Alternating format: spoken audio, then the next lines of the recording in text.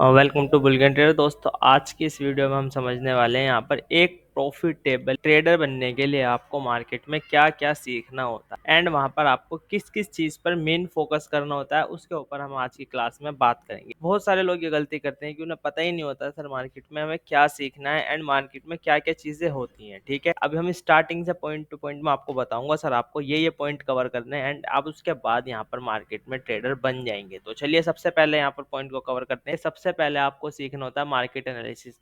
अब आप यहाँ पर देखिए, मार्केट एनालिसिस भी दो तरीके की होती है। पहली होती है हमारी टेक्निकल एनालिसिस, यानी आप मार्केट को दो तरीके से एनालाइज करते हो। सबसे पहले आप करते हो बेस्ड ऑन टेक्निकल एनालिसिस। अब टेक्निकल एनालिसिस क्या होता है एंड सेकंड होता है सर हमारा फंडामेंटल एनालिसिस। दो तरीके से आप यहाँ पर मार्केट को एनालिसिस करते हो। अब इन्हें समझते हैं हम। सबसे पहले देखिए टेक्निकल एनालिसिस क्या होता है। देखिए सर, टेक्निकल एनालिसिस होता है जो भी मार्केट में प्रीवियस डेटा क्रिएट होता है, तो उसके बेस पर हम यहाँ पर मार्केट के सपोर्ट, रेजिस्टेंस, मार्केट का व्यू कैसा, स्ट्रक्चर कैसा है एंड मार्केट में क्या यहाँ पर ट्रेंड है, क्या मार्केट में ब्रेकआउट हुआ है, क्या हुआ है। ठीक है, ये सारी चीजें आती है हमारी टेक्निकल एनालिसिस के अंदर। टेक्निकल एनालिसिस हम चार्ट्स को देखकर करते हैं, बिना चार्ट्स के हम टेक्निकल एनालिसिस को यहाँ पर नहीं कर सकते। ठीक है, तो टेक्निकल एनालिसिस मोस्ट इंपॉर्टेंट होता है ट्रेडर बनने के लिए एंड ट्रेडिंग में।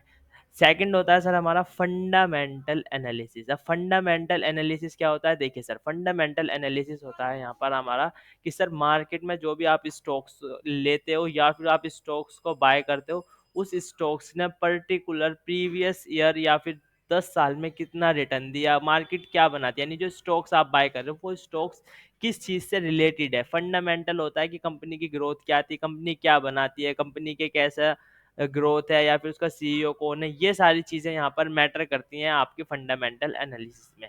अब टेक्निक आपने सीख लिया, मार्केट एनालिसिस दो तरीके की होती है, टेक्निकल एनालिसिस, फंडामेंटल एनालिसिस। तो ये भी आपको डीप में समझ आ गया। सेकंड पॉइंट आता है हमारा यहाँ टाइप्स ऑफ ट्रेडिंग। देखिए सर, मार्केट के अंदर तीन टाइप्स की ट्रेडिंग होती है। सबसे पहले आती है हमारी डे ट्रेडिंग एंड उसके बाद आती है हमारी स्विंग ट्रेडिंग एंड थर्ड आती है सर हमारी पोजिशनल ट्रेडिंग। डे ट्रेडिंग होती है यहाँ पर जो भी आप स्टॉक्स को बाय करते हो या फिर आप इंडेक्स के ऑप्शंस को बाय करते हो, उस पर्टिकुलर चीज को आप, मार्केट ओपन होती है 9:15 एंड क्लोज होती है 3:30 तो 9 बजे, 9:15 मार्केट ओपन होने के बाद 3:30 से पहले आप उसे एग्जिट कर देते हो। यानी जिस दिन आप उसे खरीदते हो उसी दिन आप उसे सेम डे में उसे एग्जिट कर देते हो।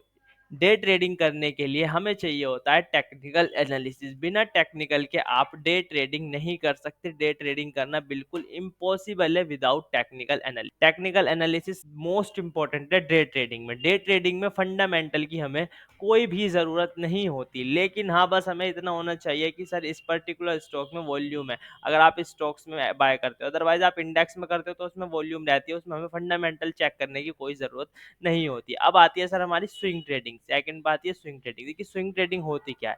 स्विंग ट्रेडिंग होती है कि सर आप किसी भी पर्टिकुलर स्टॉक्स को बाय करते हो 1 हफ्ते के लिए, 2 हफ्तों के लिए, 1 महीने के लिए, उसमें आपका प्रॉफिट आता है, आप उसे बुक कर लेते हो। तो हम यहाँ पर स्विंग ट्रेडिंग में हमें चाहिए होता है sir technical plus fundamental analysis, यानी दोनों एनालिसिस को मिलाकर ही हम यहाँ पर स्विंग ट्रेडिंग कर सकते हैं। क्योंकि सर स्विंग में जिस पर्टिकुलर आप स्टॉक को बाय करोगे उसका आपको डेटा पता होना चाहिए, technical based and fundamental based भी, कि वो स्टॉक्स कैसा है। अगर वो स्टॉक अच्छा नहीं होगा तो सर आपको उसमें वॉल्यूम नहीं होगी, तो सर आपका फिर वहां पर प्रॉफिट नहीं आने वाला।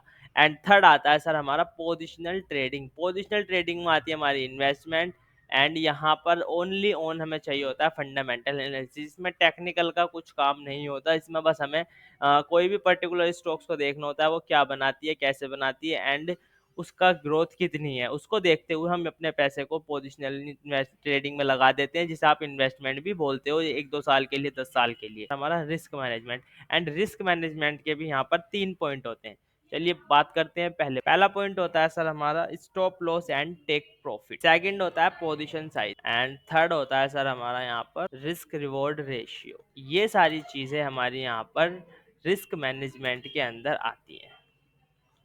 रिस्क रिवॉर्ड रेशियो, ये तीनों चीजें हमारी रिस्क मैनेजमेंट के अंदर आती हैं। अब हम इन चीज को डिटेल्ड में समझते हैं। देखिए सबसे पहला आता है सर हमारा stop loss and take profit. देखिए किसी भी ट्रेड में एंट्री करने से पहले आपको प्री डिफाइन होना चाहिए कि सर मेरा स्टॉप लॉस कहाँ है एंड मेरा टेक प्रॉफिट कहाँ है। यानी अगर मैं एग्जांपल आपको समझाता हूँ, कोई आप यहाँ पर स्टॉक्स को 100 रुपए पे बाय करते हो, तो बाय करने से पहले आपको देखना है कि सर मेरा स्टॉप लॉस कहाँ है। अगर ये मेरा अगेंस्ट जाता है तो मुझे कितना लॉस बुक करना है, या फिर मेरा लास्ट प्राइस कितना है, यानी कि 80 रुपए, ठीक है, या फिर 80 रुपए जाएगा तो मेरा स्टॉप लॉस है, एंड 120 130 जाएगा तो वो मेरा प्रॉफिट है।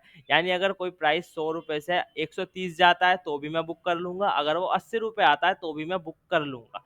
तो ये होता है हमारा stop loss and take profit, जो मोस्ट इंपॉर्टेंट होता है रिस्क मैनेजमेंट के अंदर। सेकंड आता है सर हमारा पोजीशन साइजिंग। पोजीशन साइजिंग भी मार्केट में एक इंपॉर्टेंट रोल प्ले करता है। अगर आपकी स्ट्रेटेजी अच्छी है लेकिन आपका पोजीशन साइजिंग अच्छी नहीं है, तो भी सर आप यहाँ पर लॉस कर दोगे। ऐसा क्यों होता है, पोजीशन साइजिंग को समझते हैं। देखिए पोजीशन साइजिंग होती है यहाँ पर कि सर आप किसी भी पर्टिकुलर स्टॉक्स में कितनी क्वांटिटी ले रहे हो, कब आप क्वांटिटी ले रहे हो। एग्जांपल के लिए एक दिन आपने ली यहाँ पर 100 शेयर, और अगले ही दिन आपने ले लिए 500 शेयर, तो सर क्या होगा, 100 शेयर से जितना आपने प्रॉफिट किया होगा, 500 शेयर में उसका 3 गुना या फिर 2 गुना लॉस हो जाएगा। तो आप यहाँ पर ओवरऑल लॉस में रहोगे। आपका सब कुछ अच्छा होने के बाद भी यहाँ पर आपकी पोजीशन साइजिंग, स्टॉप लॉस, सब कुछ आपने सीख लिया, तब भी आपकी अगर पोजीशन साइजिंग ठीक नहीं है तो भी आप लॉस में ही रहोगे। तो पोजीशन साइजिंग होता है कि हम कितनी क्वांटिटी मार्केट में बाय कर रहे हैं और कब बाय कर रहे हैं, ठीक है। एंड थर्ड आता है सर हमारा रिस्क टू रिवॉर्ड रेशियो, कि सर हमारा छोटा स्टॉप लॉस होना चाहिए एंड जो हमारा टारगेट है वो बड़ा होना चाहिए। यानी आप 10 ट्रेड में से अगर 5 ट्रेड भी प्रॉफिटेबल पकड़ लेते हो और 5 ट्रेड में आपका लॉस होता है, अगर आपका रिस्क रिवॉर्ड अच्छा है, यानी आप 80 रुपए का एसएल ले रहे हो, 20 रुपए का आपका एसएल है 100 रुपए वाली ट्रेड का, एंड वहां पर आपका प्रॉफिट है 140 150, तो आप अगर 5 ट्रेड में भी लॉस करोगे तब भी आप प्रॉफिटेबल रहोगे। तो थर्ड पॉइंट आता है हमारा रिस्क टू रिवॉर्ड रेशियो। तो रिस्क मैनेजमेंट के बाद हम यहाँ market dynamics, and market dynamics के अंदर भी सर हमारे यहाँ पर 3 चीज होती हैं। सबसे पहले होती है लिक्विडिटी, फिर होती है सर हमारे यहाँ पर वोलेटिलिटी, एंड थर्ड होता है सर हमारा मार्केट सेंट। लिक्विडिटी का मतलब क्या होता है कि सर आप जिस पर्टिकुलर स्टॉक्स में बाय कर रहे हो उसमें वॉल्यूम है, यानी आपने कोई ऐसा थका हुआ स्टॉक ले लिया जिसमें सर कोई इंटरेस्टेड नहीं है, यानी उस स्टॉक में मूवमेंट ही नहीं हो रहा। अगर किसी भी पर्टिकुलर स्टॉक में लिक्विडिटी नहीं है तो उसका मतलब उसमें मूवमेंट ही नहीं है। वो कभी भी आप उसमें कितना भी कैसा भी एनालिसिस कर लीजिए, वो ऊपर नहीं जाने वाला, क्योंकि उसमें लिक्विडिटी नहीं है। तो आपको चेक करना होता है कि मार्केट में वॉल्यूम है, या फिर आपने जिस पर्टिकुलर स्टॉक्स को बाय किया उसमें वॉल्यूम है, लिक्विडिटी है या नहीं है, ठीक है। एंड सेकंड होता है वोलेटिलिटी, कि यहाँ पर आप जिस पर्टिकुलर स्टॉक्स को बाय कर रहे हो या फिर आपने एक स्टॉक डिसाइड किया, उस स्टॉक्स के अंदर कैसी वोलेटिलिटी है, या वो साइडवेज है, ठीक है, या फिर वो बहुत ज्यादा बुलिश है, या फिर वो बहुत ज्यादा बेयरिश है, या फिर वो कभी ऊपर जाता है कभी नीचे जाता है। यानी जो मार्केट का जो ट्रेंड होता है वो देखना होता है हमें।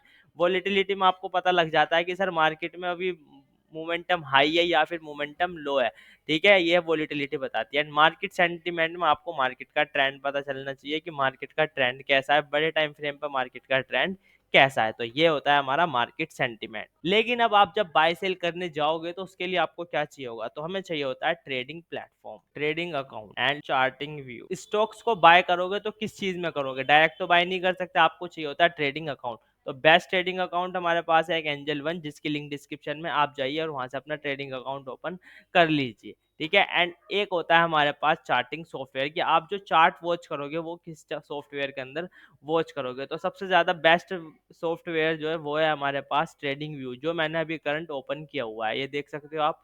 tradingview.com आप गूगल पर जाएंगे तो आपको ये मिल जाएगा, एंड आप यहाँ पर कोई सा भी वर्ल्ड वाइड कोई भी चार्ट यहाँ पर देख सकते हो। ट्रेडिंग साइकोलॉजी, देखिए ट्रेडिंग साइकोलॉजी के अंदर भी हमारे 3 पॉइंट्स आते हैं यहाँ पर, emotions, discipline, and third point होता है सर हमारा कंटिन्यूअस लर्निंग। इमोशंस कंट्रोल से क्या मतलब, अभी आप न्यू, आपको नहीं पता इमोशंस मार्केट में कैसे आते हैं।